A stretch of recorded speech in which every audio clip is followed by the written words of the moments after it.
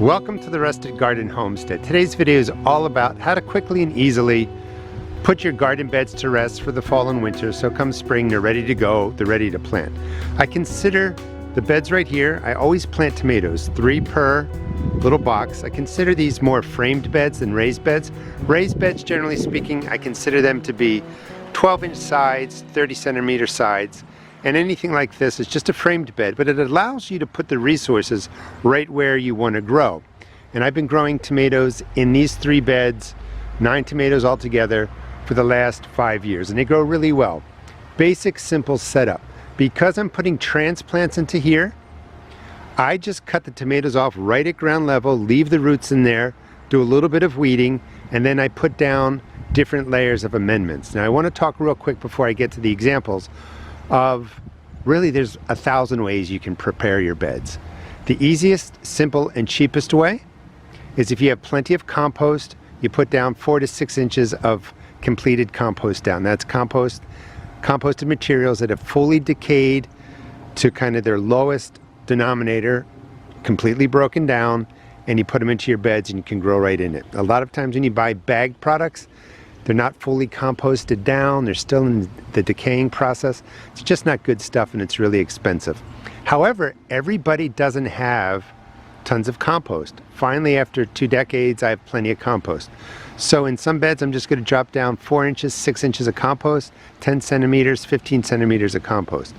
But let's pretend you're just getting started, and how would you set them up? So the first thing I would do is just cut the tomatoes, leave the roots in here.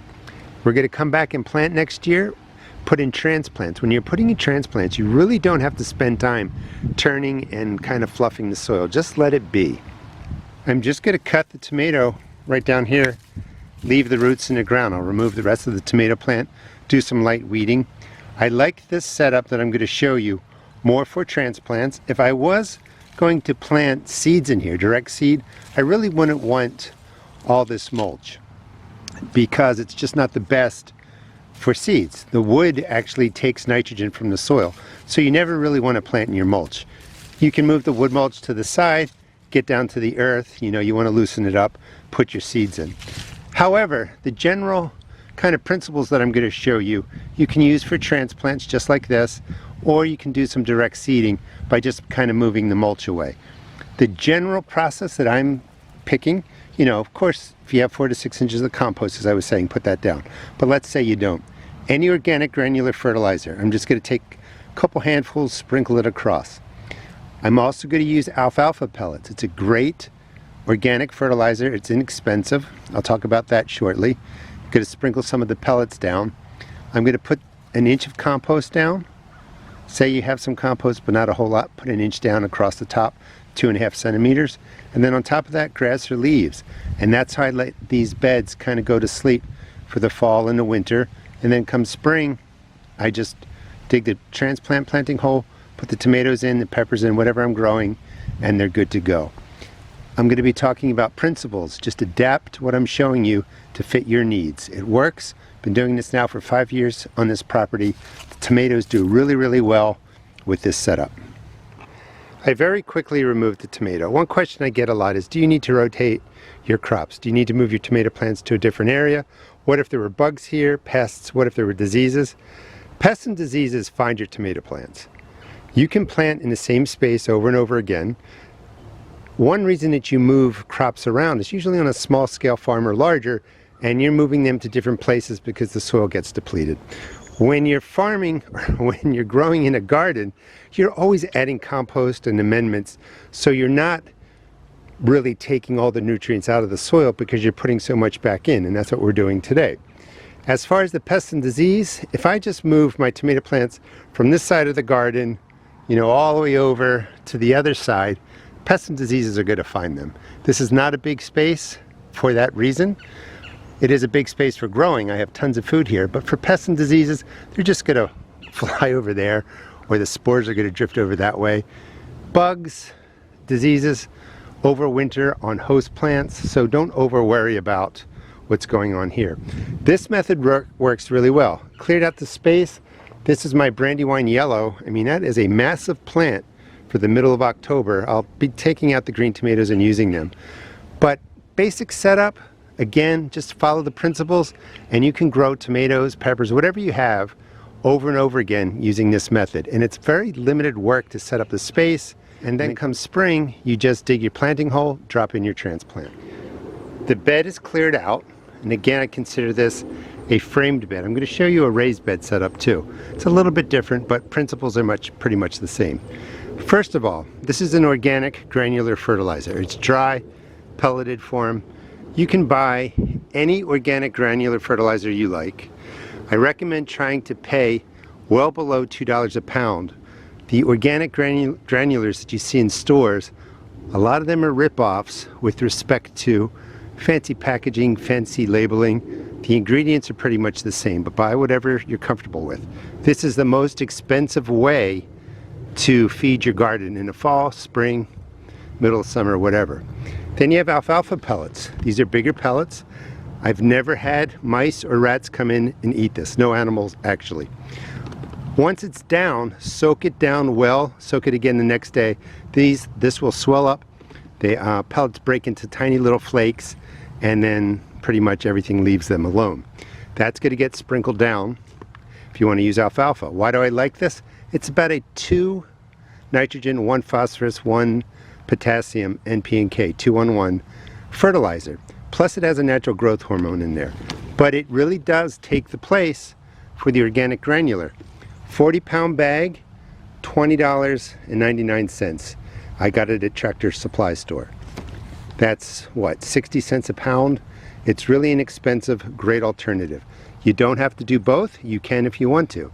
Cheapest way, this is my own compost that I've made. Beautiful stuff. And again, let's just start with the basic. If you have plenty of compost, 4 to 6 inches, 10, 15 centimeters of compost across here. It may be hard to do if your raised bed, your framed bed is filled to the top. You may have to remove some stuff. Once I would put down the compost, I will put down a layer of grass, fresh cuttings, or leaves.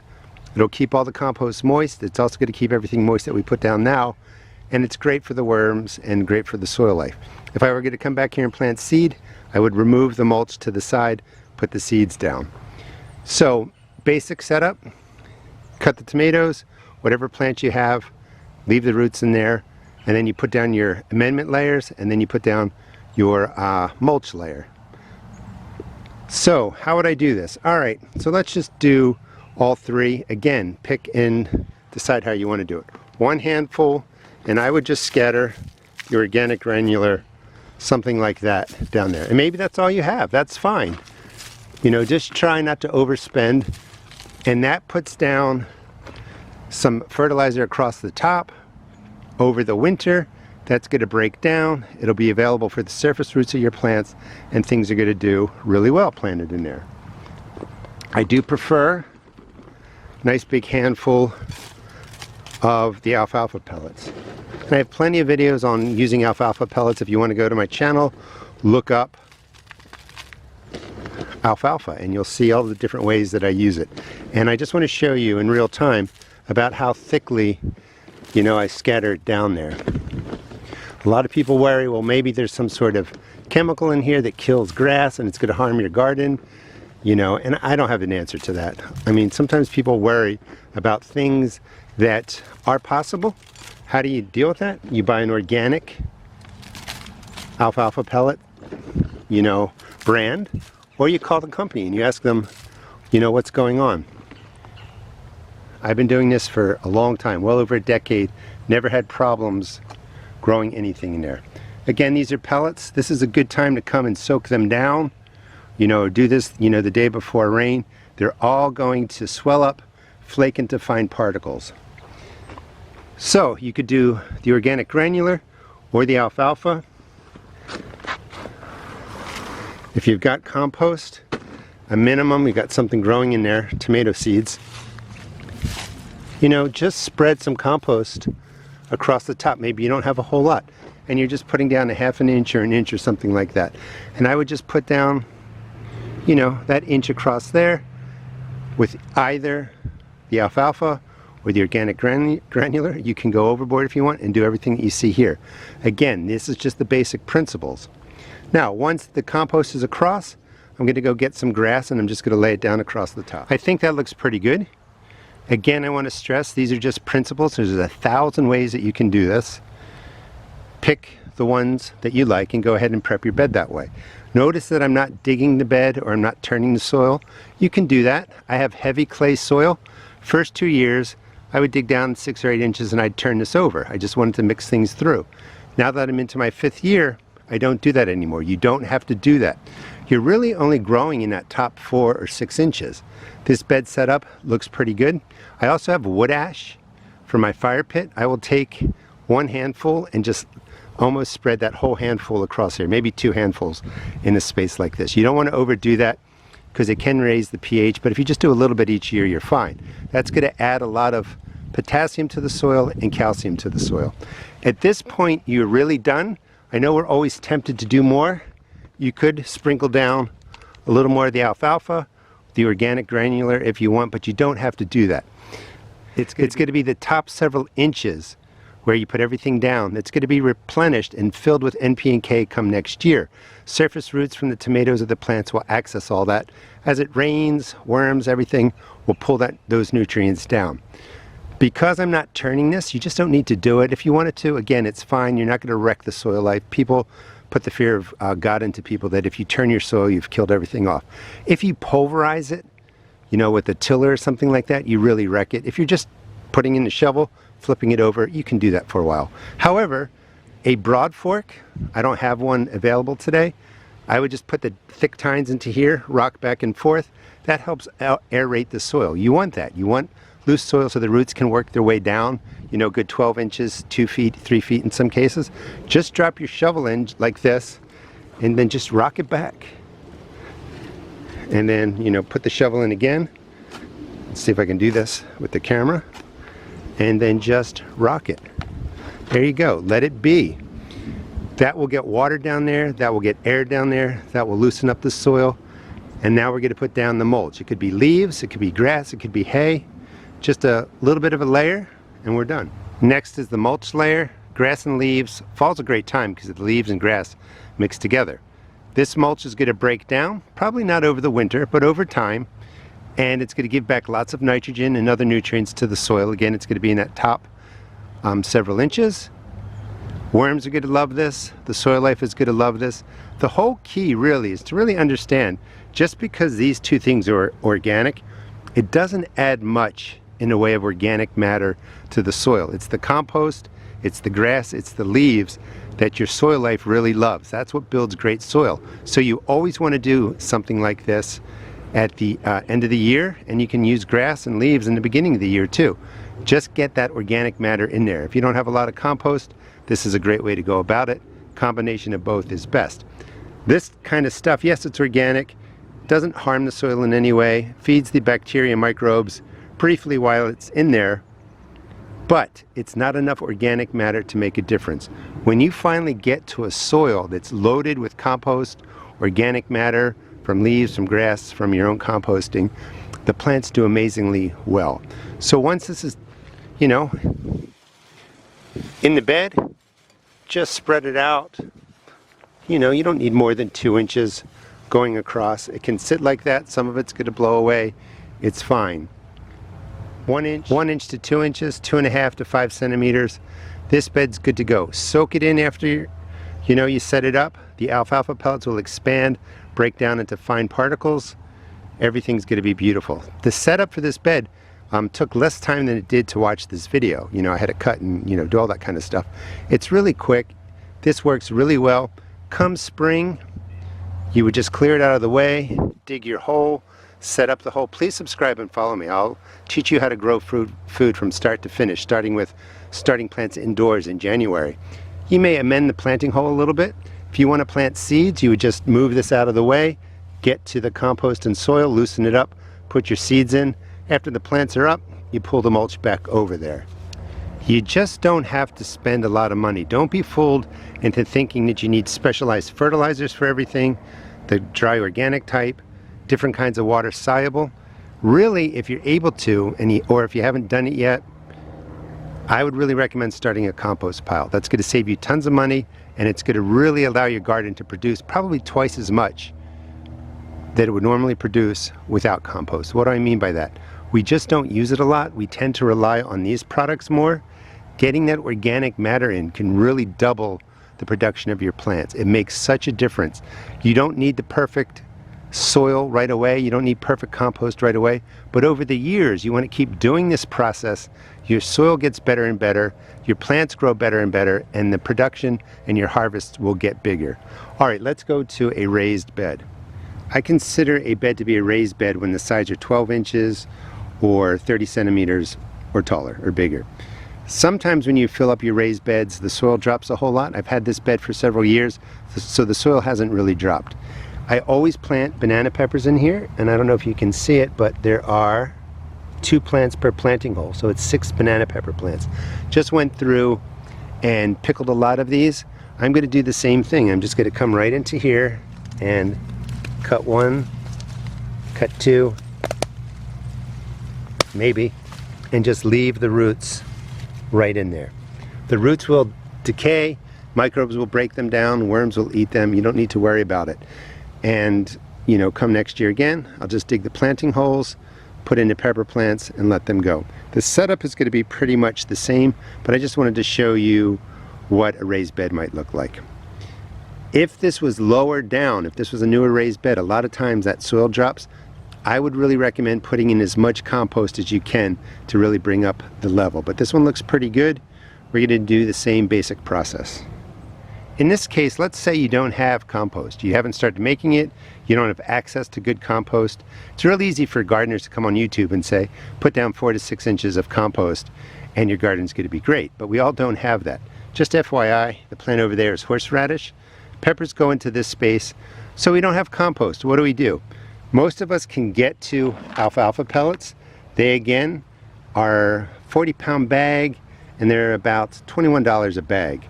And I'm going to really put down a lot because I don't have the compost. So I would just go ahead, cover the space, let it look something like that. If you want to put down the organic granular instead, you could go ahead and do that.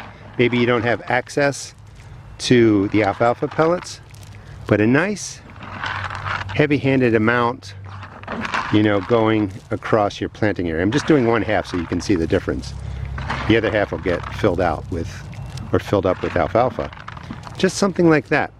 Again, this is dry. You could soak it down now, let it swell up, and then when we put the leaves or the grass on there, we'll water it in again. However you want to do it. Maybe it's going to rain today, you don't need to worry about it. But a heavy hand of alfalfa across the top is going to bring the N, P, and K back to the garden space. It does have that natural growth hormone. If you want to throw in some organic granular, you could go ahead and do that. It's really up to you about how much you want to spend or the resources you want to put in there. And then after that, after we put this down, we're going to put down the layer of mulch, leaves or grass. Again, I just want to say it's real easy to always say just put compost down. But I do recognize that not everybody has access to it. So these are just options on how you can prep your beds in the fall so that you have a great garden come spring. I decided that I wanted to show you how to use the wood ash. You don't want to take this and drop a big clump into a growing area because it's going to raise the pH a whole lot. But if you just take a handful and just lightly sprinkle it across on a day that's not too windy. You don't want to be breathing this in. I didn't even use the whole handful. Let's get some over here, make it nice and even. That's going to add potassium and calcium to the soil. It's not going to affect the pH if you do it this way. If you just drop in a big pile of it, it's going to affect the pH. pH matters throughout the entire soil area, not just the top 2 inches, but the whole area. The roots are going to go all over the place. So as long, and this is the worry, people think if you use the wood ash that you're going to raise the pH so high nothing's going to grow. It's true if you just dump a ton in there, but just a little bit like this each year, it's going to add nutrients to the soil, it's free, and it really does help your plants. You can also do this at the end. I'll show you that on the tomato bed that we finished. My raised bed for peppers is all set up now for the fall winter. Just going to let this be, water it in really well, just one time. The cool weather, the rains that come, that'll be plenty of moisture in here for everything to start breaking down. But we are set up. I wanted to show you different ways to do it because everybody's budget is different. Everybody has access to different resources. Generally speaking, this process, cut the plants off, let the roots stay in there, they'll decay, they'll break down. Put down some compost if you have it. You want to get that organic matter in there. If not, you can use alfalfa pellets, organic granular, combination of all of them, and then mulch nicely with about 2 inches, what is that? 5 centimeters of the mulch, the grass, the leaves, and just let it go. All right, let's just put down the wood ash on the other bed and we'll finish up. So this bed might take an entire handful. Again, don't overdo the wood ash. I'm just taking a nice big handful and just sprinkling it down, something like that. And that was maybe half of a handful. I still have more. And I'm just going to go down, finish it out, water it in. That will mix in with the grass. Everything's going to blend together, break down. Microbes are going to love it. And you're going to have a great bed for planting come the spring. Please subscribe. I'll show you how to grow just about everything in your garden. Take care of pests and diseases. Please check out my seed and garden shop at therustedgarden.com, and please check out my new blog at therustedgardenblog.com. Thanks for watching, and remember, you don't have to spend a ton of money to set your beds up. Use a combination of what I've shown you. You'll save money, and you're going to have a great garden come next year. Thanks for watching.